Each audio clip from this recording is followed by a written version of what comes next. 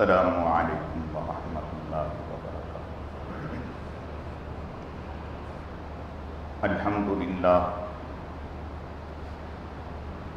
للہ نحمده ونستعینه ونستغفره ونؤمن به ونتوکل علیہ ونعوذ باللہ من شرور انفسنا ومن سیئات اعمالنا،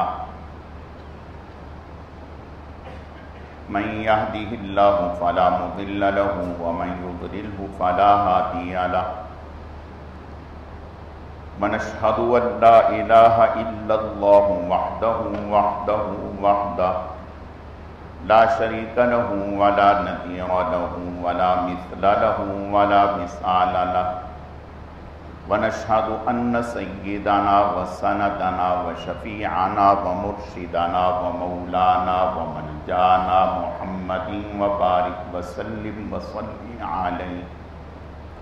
أعوذ بالله من الشيطان الرجيم، بسم الله الرحمن الرحيم۔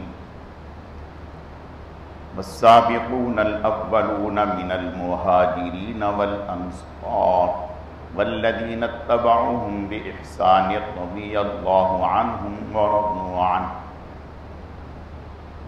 وقال تعالى: لقد رضي الله عن المؤمنين إذ يبايعونك تحت الشجرة، صدق الله مولانا العظيم، وبلغنا رسوله النبي الكريم، ونحن على ذلك لمن الشاهدين والشاكرين، والحمد لله رب العالمين۔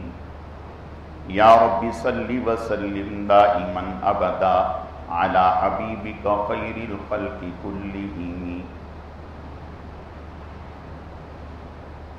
گرامی قدر معزز حاضرین، میرے واجب الاحترام بزرگوں اور عزیز نوجوان ساتھیوں، میں نے آپ کے سامنے قرآن مجید فرقان حمید میں سے 2 مقامات سے 2 آیت کریمہ تلاوت کی ہیں۔ رب ذوالجلال سے دعا ہے کہ وہ ذات بزرگ و برتر مجھے اس کی روشنی میں صحیح صحیح کہنے کی اور سمجھانے کی توفیق عطا فرمائے۔ پھر اللہ رب العزت کی ذات اس مختصر وقت میں جو کچھ کہا سنا جائے، اس کہنے سننے کو محض اپنی رضا کے لیے اپنی بارگاہ میں قبول و منظور فرمائے، ہم سب کی نجات اور ہدایت کا، مغفرت کا ذریعہ اور سبب بنائے۔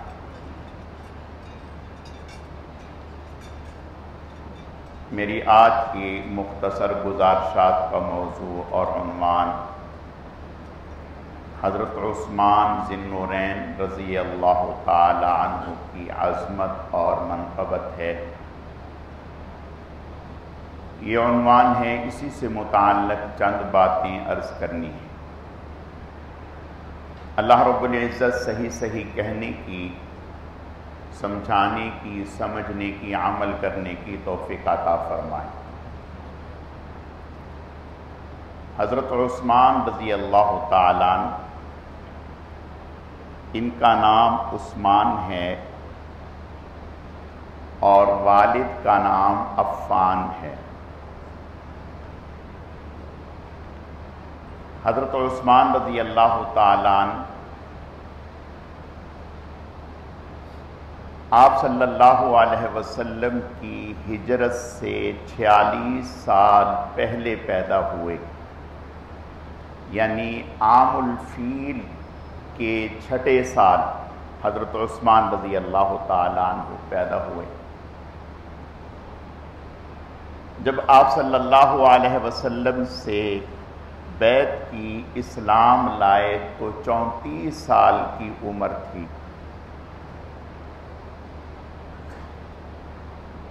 حضرت عثمان رضی اللہ تعالی عنہ اپنے والد کی طرف سے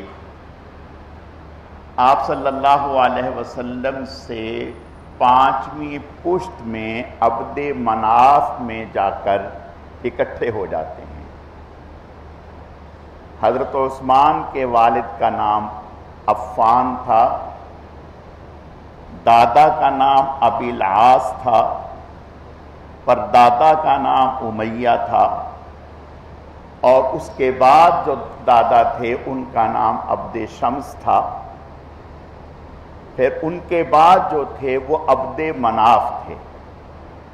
تو عبد مناف مر جا کر حضرت عثمان رضی اللہ تعالیٰ عنہ جناب رسول اللہ صلی اللہ علیہ وسلم کے ساتھ رشتہ داری میں مل جاتے ہیں۔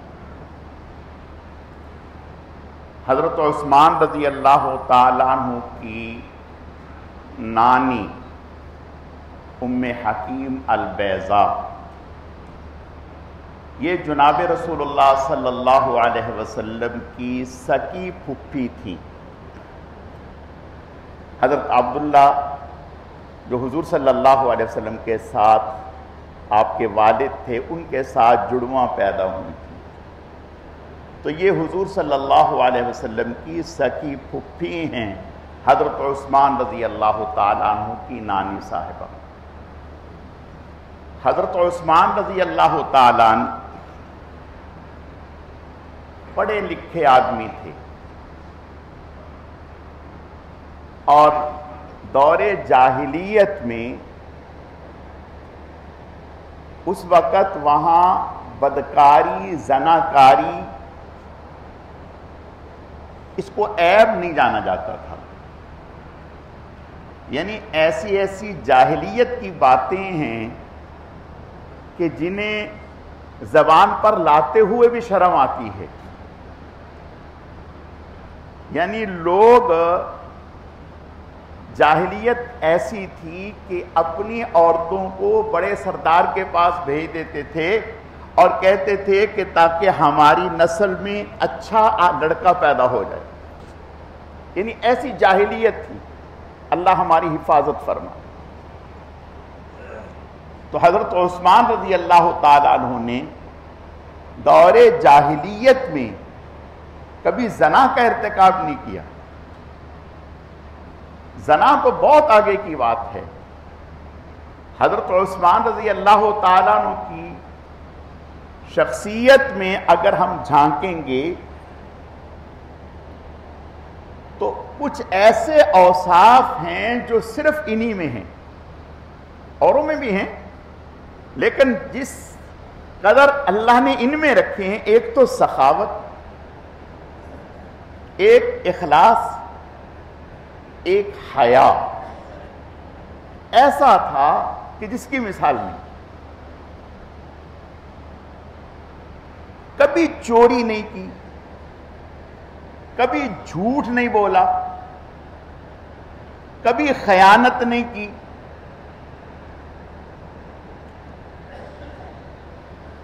اسلام سے پہلے بھی حضرت عثمان رضی اللہ تعالیٰ کپڑا باندھ کر نہایا کرتے تھے، کپڑا باندھ کر نہایا کرتے تھے، ایسا حیا تھا حضرت عثمان رضی اللہ تعالیٰ۔ آپ صلی اللہ علیہ وسلم کو جب اللہ نے نبوت عطا کی، آپ نے اسلام کی طرف لوگوں کو دعوت دینی شروع کی،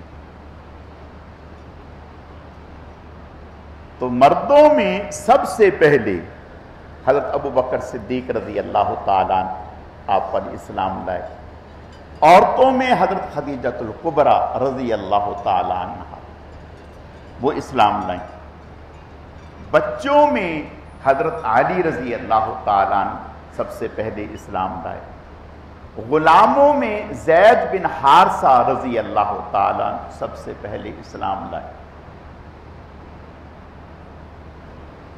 حضرت ابو بکر صدیق رضی اللہ تعالیٰ عنہ کے بعد آزاد مردوں میں چوتھے نمبر پر اگر اسلام لانے والے ہیں تو وہ عثمان ذی النورین رضی اللہ تعالیٰ عنہ۔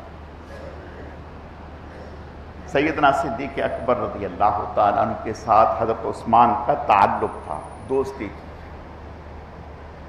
آنا جانا تھا۔ حضرت ابو بکر صدیق رضی اللہ تعالیٰ عنہ اسلام لے آئے، تو یہ ایک ملنے کے لیے حضرت ابو بکر صدیق رضی اللہ تعالیٰ عنہ کے ہاں تشریف لائے، بیٹھے، بات چیت چلی۔ حضرت ابو بکر صدیق رضی اللہ تعالیٰ عنہ نے انہیں دعوت دی، یعنی کہ حضور صلی اللہ علیہ وسلم پر اسلام لے آئیں، انہیں تیار کی۔ جب تیار کیا تو کہنے لگے کہ ٹھیک ہے چلتے ہیں۔ ابھی یہ نکلنے کا ارادہ ہی کر رہے تھے کہ جناب رسول اللہ صلی اللہ علیہ وسلم بنفس نفیس خود تشریف لے آئے، حضرت ابو بکر صدیق رضی اللہ تعالیٰ عنہ کے ہاں تشریف لے آئے۔ جب آپ صلی اللہ علیہ وسلم تشریف لائے، آپ کو نہیں معلوم کہ اس سے پہلے کیا بات ہوئی ہے، ان کا آپس میں کیا مشورہ ہوا ہے، کیا انہوں نے ارادہ کیا، کچھ نہیں۔ آپ نے آتے کے ساتھ ہی مختصر سے کلمات فرمائے۔ آپ نے فرمایا عثمان، اللہ تعالیٰ کی جنت کو قبول کر لو، اللہ نے مجھے آپ کی طرف اور پوری انسانیت کی طرف نبی اور رسول بنا کر کے بھیجا۔ یہ دو کلمے، یہ دو باتیں آپ نے ارشاد فرمائیں، عثمان اللہ کی جنت کو قبول کر لو، اللہ نے مجھے آپ کی طرف اور پوری انسانیت کی طرف پیغمبر اور رسول بنا کر کے بھیجا ہے۔ حضرت عثمان رضی اللہ تعالیٰ فرماتے ہیں کہ ارادہ تو پہلے ہی تھا، لیکن آپ صلی اللہ علیہ وسلم کے یہ سادہ کلمات کچھ ایسے دل پہ اترے کہ فوراً میں نے کہا یا رسول اللہ میں حاضر ہوں، آپ مجھے بیعت فرما۔ کہتی ہیں کہ میں نے آپ صلی اللہ علیہ وسلم کے ہاتھ پر بیعت کی، کلمہ پڑھا، اللہ اکبر۔ کہتے ہیں کہ پھر میں نے سیدھے ہاتھ سے آپ کے ہاتھ پر بیعت کی تھی، یعنی جب بیعت کی تو میں نے اپنا دایاں ہاتھ حضور صلی اللہ علیہ وسلم کے دستے مبارک میں یوں دے دیا، یعنی آپ صلی اللہ علیہ وسلم یوں ہاتھ فرماتے اور بیچ میں ہاتھ ہوتا یوں پکڑ لیتے۔ تو کہتے ہیں میں نے دایاں ہاتھ آپ صلی اللہ علیہ وسلم کے ہاتھ میں دیا، پھر اس کے بعد میں نے اس ہاتھ کی کہ میں نے یہ حضور کے ہاتھوں میں دیا تھا، اس کی ایسی لاج نبھائی کہ پوری زندگی اس کو کبھی گندی جگہ پر نہیں لگایا اور غلاظت کو کبھی نہیں لگایا، ایسی حضور صلی اللہ علیہ وسلم کی لاج نبھائی۔ اور آپ صلی اللہ علیہ وسلم بھی حضرت عثمان رضی اللہ تعالیٰ عنہ سے بہت محبت فرماتے تھے۔ آپ صلی اللہ علیہ وسلم تو جوہر شناس تھے، پہچانتے تھے، اللہ کے نبی تھے۔ ہم تو ان آنکھوں سے دیکھتے ہیں، آپ صلی اللہ علیہ وسلم نور نبوت سے دیکھتے تھے، نور نبوت سے دیکھتے تھے۔ آپ صلی اللہ علیہ وسلم نے اپنی صاحبزادی حضرت رقیہ رضی اللہ تعالی عنہا کا نکاح حضرت عثمان رضی اللہ تعالیٰ عنہ سے کیا اور فرمایا، آپ صلی اللہ علیہ وسلم نے ارشاد فرمایا یہ نکاح میں نے اپنی مرضی سے نہیں کیا، یعنی عثمان سے رشتہ داری میں نے اپنی مرضی سے نہیں جوڑی، رشتہ داری تو تھی پہلے سے، لیکن اتنی قریب کہ عثمان کو اپنا بیٹا بنا دو، یہ فیصلہ عرش پہ اللہ نے کیا اور جبرائیل علیہ السلام کے ذریعہ سے مجھے پیغام بھیجا گیا۔ آپ نے فرمایا کہ میں نے جبرائیل کے پیغام لانے کے بعد اپنی بیٹی کا رشتہ حضرت عثمان سے کیا۔ اللہ کا کرنا، سن 2 ہجری میں جب جنگ بدر ہو رہی تھی، حضرت رقیہ رضی اللہ تعالی عنہا حضور کی صاحبزادی بیمار ہو گئی۔ حضرت عثمان رضی اللہ، ادھر جنگ بدر اسلام کی پہلی جنگ تھی۔ حضرت عثمان رضی اللہ تعالیٰ عنہ کی بڑی خواہش کہ میں اس میں شریک ہو جاؤں. آپ صلی اللہ علیہ وسلم نے ارشاد فرمایا کہ نہیں، آپ گھر میں رکیں، گھر میں رکیں. اب یہاں ایک بات سمجھنے کی ہے، کیا عثمان رضی اللہ تعالیٰ عنہ کا اللہ پر بھروسہ نہیں تھا؟ کیا وہ نہ جانتے تھے کہ میں اگر اللہ کے راستے میں حضور کے ساتھ جا رہا ہوں، جہاد پہ جا رہا ہوں، تو اللہ تعالیٰ میرے گھر کو دیکھنے والے نہیں ہیں؟ حضور حضرت عثمان کی رشتہ داریاں نہ تھی؟ بات سمجھنے کی کوشش کریں. اللہ کے نبی صلی اللہ علیہ وسلم نے ہمیں تعلیم دی ہے، ہمیں سمجھایا ہے کہ کون سے حق کیسے ہیں.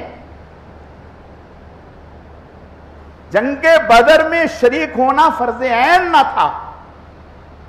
بیوی کی دیکھ بھال اپنے فرائض میں داخل ہے، مرد شوہر کے فرائض میں داخل ہے. بیوی کی دیکھ بھال حضور صلی اللہ علیہ وسلم نے حضرت عثمان رضی اللہ تعالیٰ عنہ کو فرمایا کہ آپ ٹھہر جائیں، آپ بیوی کی دیکھ بھال کریں. اب بتائیں، آدمی کا دل چاہتا ہے نہیں چاہتا کہ اللہ کے نبی جا رہے ہیں، سارے جا رہے ہیں، میں کیوں پیچھے رہوں؟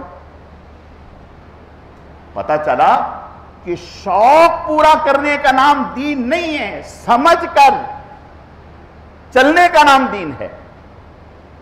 آپ صلی اللہ علیہ وسلم نے فرمایا کہ نہیں، آپ گھر پہ ٹھہر گئے. اللہ کا کرنا، جب حضور علیہ السلام وہاں سے واپس تشریف لائے، اللہ تعالیٰ نے انتقال فرما گیا. آپ صلی اللہ علیہ وسلم نے فرمایا واپسی پر راستے میں، فرمایا ایمان والو، کوئی گھاٹی ایسی نہیں ہے جو ہم نے عبور کی ہو عثمان ہمارے ساتھ نہ ہو. ہر گھاٹی میں وہ ہمارے ساتھ تھے، ہر اجر و ثواب میں وہ ہمارے ساتھ تھے، حتیٰ کہ غنیمت میں بھی وہ ہمارے ساتھ ہیں. فرمایا کہ وہ میرے حکم پر رکے ہیں، اجر و ثواب میں وہ برابر کے شریک ہیں تمہارے ساتھ. آپ صلی اللہ علیہ وسلم نے اجر و ثواب میں برابر کا شریک رکھا. پھر آپ صلی اللہ علیہ وسلم نے کچھ وقت کے بعد اپنی دوسری صاحبزادی حضرت عثمان رضی اللہ تعالیٰ عنہ کے نکاح میں دے دی. دوسری صاحبزادی حضرت عثمان رضی اللہ تعالیٰ عنہ کے نکاح میں دے دی. اور علماء نے لکھا ہے کہ یہ اعزاز انسانیت میں صرف حضرت عثمان رضی اللہ تعالیٰ عنہ کو حاصل ہے کہ کسی شخص کے گھر میں نبی کی دو صاحبزادیاں ایک کے بعد دیگریں آئیں. اسی وجہ سے حضرت عثمان رضی اللہ تعالیٰ عنہ کو ذو النورین کہا جاتا ہے. یہ بہت بڑی سعادت تھی. پھر حضرت عثمان رضی اللہ تعالیٰ عنہ جب خلیفہ بنانے کی باری آئی، حضرت عمر رضی اللہ تعالیٰ عنہ زخمی ہو گئے، اور زخم بھی ایسا کہ آپ کو یقین ہو گیا کہ اب میری زندگی وفا نہیں کرے گی. لوگوں نے کہا کچھ نہیں کہ حضرت آپ اپنی زندگی میں کسی کو نامزد کر دیں، جیسا کہ صدیق اکبر رضی اللہ تعالیٰ عنہ نے نامزد کر دیا تھا، آپ بھی نامزد کر دیں. حضرت عثمان رضی اللہ تعالیٰ فرمایا نہیں. حضرت عمر رضی اللہ تعالیٰ فرمایا نہیں. کہا پھر 6 لوگوں کے نام دیے. حضرت علی رضی اللہ تعالیٰ، حضرت عثمان رضی اللہ تعالیٰ، حضرت عبد الرحمن بن عوف رضی اللہ تعالیٰ، حضرت سعد بن ابی وقاص رضی اللہ تعالیٰ، حضرت زبیر بن عوام رضی اللہ تعالیٰ، حضرت طلحہ بن عبداللہ رضی اللہ تعالیٰ. 6 لوگوں کے نام دیے. فرمایا یہ 6 لوگ وہ ہیں جنہیں دنیا میں حضور نے جنت کی بشارت دے دی، اور حضور اس دنیا سے جب رخصت ہوئے تو ان سے راضی تھے، خوش تھے. میں ان 6 کو اختیار دے کے جا رہا ہوں، اپنے میں سے جس کو چاہیں امیر المؤمنین منتخب کر لیں. ان 6 کو یہ اختیار دے کے ان 6 کو بلایا اور بلا کر کے فرمایا کہ جب میری شہادت ہو جائے تجہیز و تکفین کے بعد بند کمرے میں بیٹھ جانا، جس نام پر سب کا اتفاق ہو جائے اس کو اپنا خلیفہ متعین کر لیں۔ کہا حضرت اگر کسی نام پر سب کا اتفاق نہ ہو سکے تو پھر کیا کریں؟ فرمایا پھر دیکھ لینا 6 میں سے جس کی طرف ووٹ زیادہ ہوں اس کو خلیفہ منتخب کر لیا جائے۔ کہا حضرت اگر ایسا بھی نہ ہو سکے، دونوں طرف برابر رائے ہو، 3 ادھر 3 ادھر، اب کیا کریں؟ تو فرمایا پھر عبداللہ بن عمر رضی اللہ تعالیٰ اپنے صاحبزادے کا نام لیا۔ فرمایا اگر ایسا کر سکو کہ ان کو فیصل بنا دینا، وہ فیصلہ کر دیں جس کے بارے میں عبداللہ بن عمر فیصلہ کر دیں، اس کو خلیفہ منتخب کر لیں۔ اور فرمایا کہ اگر عبداللہ بن عمر کو آپ فیصل نہ بنائیں تو پھر جس طرف عبد الرحمن بن عوف کی رائے ہوگی رضی اللہ تعالیٰ عنہ، اس شخصیت کو خلیفہ منتخب کر لیں۔ یہ حضرت عمر رضی اللہ تعالیٰ عنہ 6 لوگوں کی شورا بنا کر کے گئے۔ ان 6 حضرات نے متفقہ طور پر حضرت عثمان رضی اللہ تعالیٰ عنہ کو خلیفہ نامزد کیا، اور حضرت عبداللہ بن عمر رضی اللہ تعالیٰ عنہ فرماتے ہیں کہ ہم حضور صلی اللہ علیہ وسلم کے زمانے میں صدیق اکبر رضی اللہ تعالیٰ عنہ کے برابر کسی کو نہیں سمجھتے تھے۔ افضل البشر بعد الانبیاء، انبیاء کے بعد سب سے اول نمبر صدیق اکبر کو سمجھتے تھے، اور فرمایا کہ پھر صدیق اکبر کے بعد دوسرے نمبر پر عمر بن خطاب کو سمجھتے تھے، ان کے برابر کسی کو نہیں سمجھتے۔ فرمایا پھر عمر بن خطاب کے بعد تیسرے نمبر پر عثمان ذی النورین رضی اللہ تعالیٰ عنہ کو سمجھتے تھے۔ جب حضرت عثمان رضی اللہ تعالیٰ عنہ تیسرے نمبر پر ہوئے تو حضرت علی رضی اللہ تعالیٰ عنہ خود چوتھے نمبر پر آ گئے، تو حضرت عثمان رضی اللہ تعالیٰ عنہ سخاوت، جنگ تبوک ہوئی، یہ پہلی وہ لڑائی تھی جو باقاعدہ ایک ملک سے تھی اور رومیوں سے تھی، ہرقلہ کی فوج سے تھی۔ آپ صلی اللہ علیہ وسلم اس موقع پر 30,000 کا لشکر لے کر کے ان کے مقابلے کے لیے نکلے تھے۔ 30,000 کا لشکر لے کر آپ صلی اللہ علیہ وسلم ان کے مقابلے کے لیے نکلے تھے۔ یہ وہ موقع ہے کہ حضرت عثمان رضی اللہ تعالیٰ عنہ نے 10,000 مجاہدین کا سارا ساز و سامان اپنی طرف سے پیش کیا۔ سوچو ہمارے ملک میں کم ہے کیا؟ 12 سال حضرت عثمان رضی اللہ تعالیٰ عنہ خلیفہ رہے، 12 سال۔ حضرت عمر رضی اللہ تعالیٰ عنہ 1 سال کا وظیفہ 6,000 درہم وصول کیا کرتے تھے، 1 سال کا وظیفہ۔ 12 سال حضرت عثمان رضی اللہ تعالیٰ عنہ خلیفہ رہے، 1 ٹکا پائی حضرت عثمان رضی اللہ تعالیٰ عنہ نے بیت المال سے نہیں لیا، 1 ٹکا پائی بیت المال سے نہیں لیا۔ 10,000 لشکر، 30,000 میں سے 10,000 کا پورا ساز و سامان، سواریوں سمیت، اسلحے سمیت، اناج سمیت، آمد و رفت کے اخراجات سمیت حضرت عثمان رضی اللہ تعالیٰ نے دیا۔ اس کے علاوہ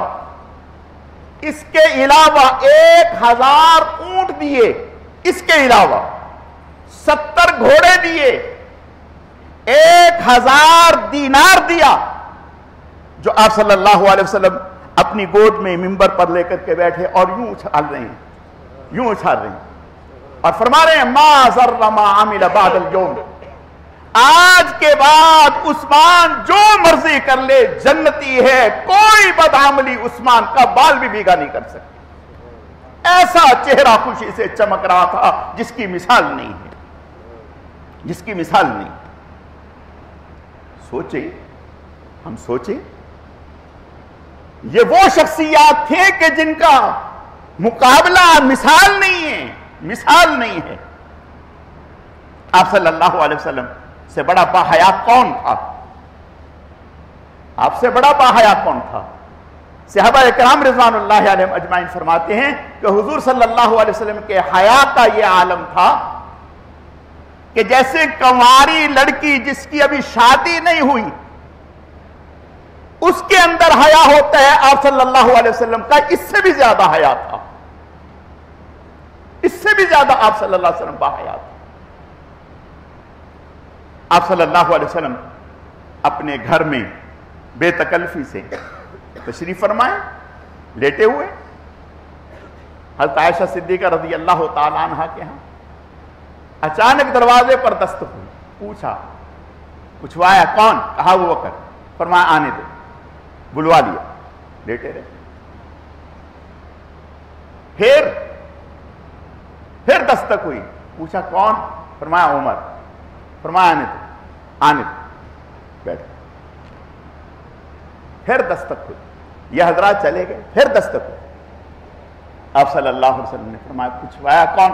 کہا عثمان، عثمان رضی اللہ تعالی۔ فرمایا ان کو روکو۔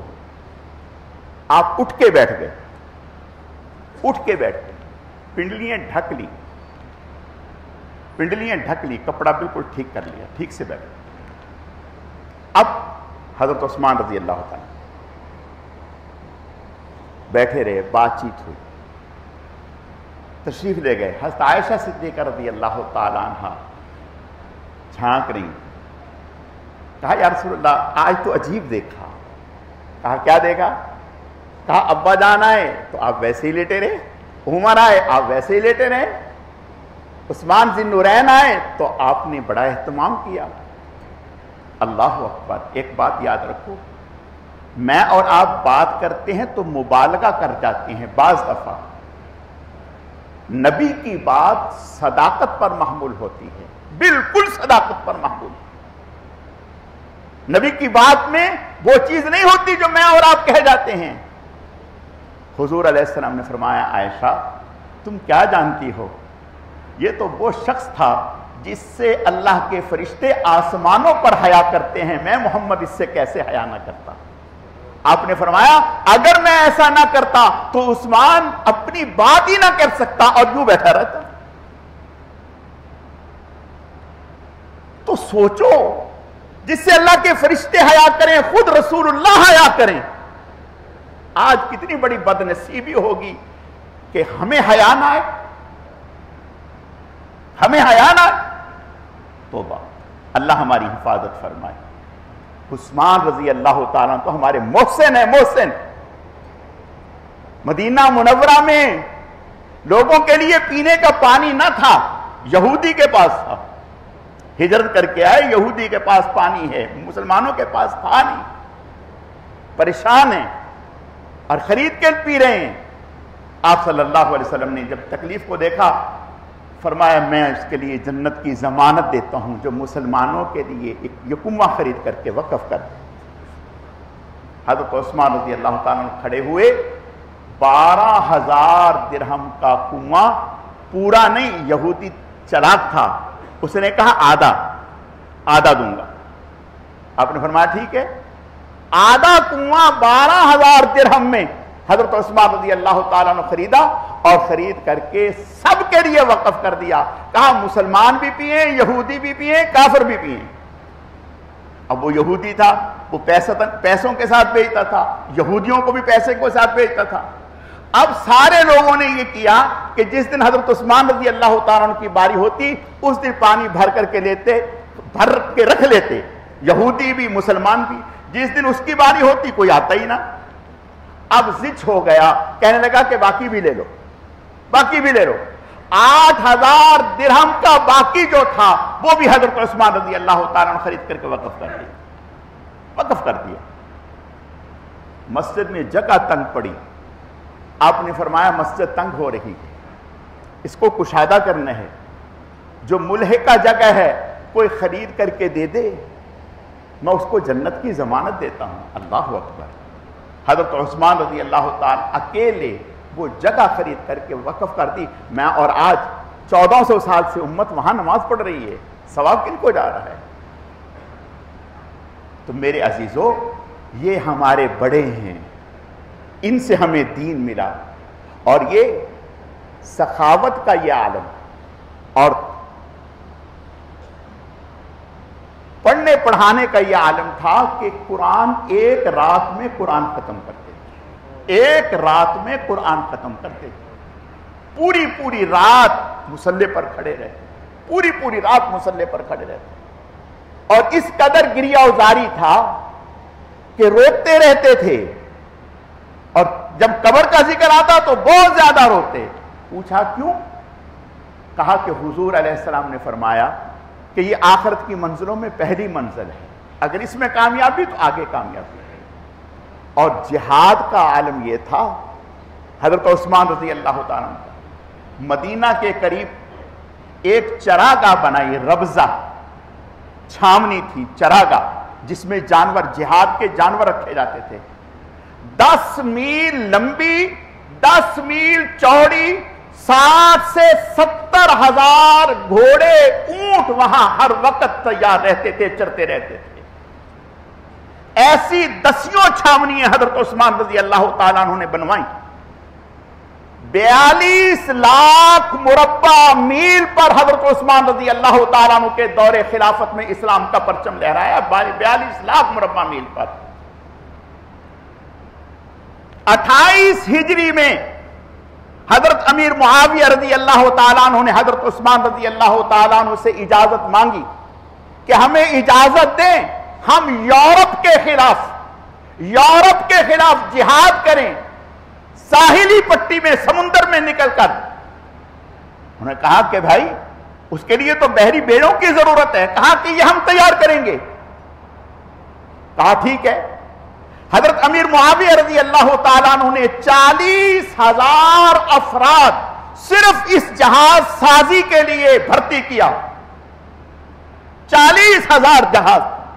اور پھر جب بحری، اس وقت سپر پاور دنیا کی روم تھا، عیسائیوں کا ملک ہے، ہرقلہ، یہ ان کے پاس کل جو بحری جہاز تھے کل وہ 500 تھے، 500 یا 600 بحری جہاز تھے، جس کی وجہ سے کوئی ان کے مقابلے میں آنے کے لیے تیار نہیں تھا۔ حضرت امیر معاویہ رضی اللہ تعالیٰ عنہ نے 1 سال کے اندر 1700 جہاز تیار کر کے ایک بحری بیڑا بنا کر کے ساحل میں اتار دیا، دشمن سے 2 گنا طاقت کے ساتھ۔ اور پھر پہلا جہاد حضرت امیر معاویہ رضی اللہ تعالیٰ عنہ نے عیسائیوں کے خلاف لڑا، اور اللہ نے فتوحات کے دروازے کھول دیے۔ یہ وہ لوگ تھے جو ایک رخ سے نہیں، ہماگیر سوچ رکھنے والے لوگ تھے، دن کو جہاد میں، خدمت خلق میں، اور رات کو مصلی پر کھڑے ہو کر کے اللہ کی بارگاہ میں رونے والے ہوا کرتے تھے۔ جبھی اللہ پاک نے یہ فتوحات کے دروازے کھولے۔ ہماری دعا ہے اللہ تعالی ہمیں بھی نیک صالح حکمران، ان اکابر کے نقشے پا پر چلنے والے حکمران عطا فرمائے۔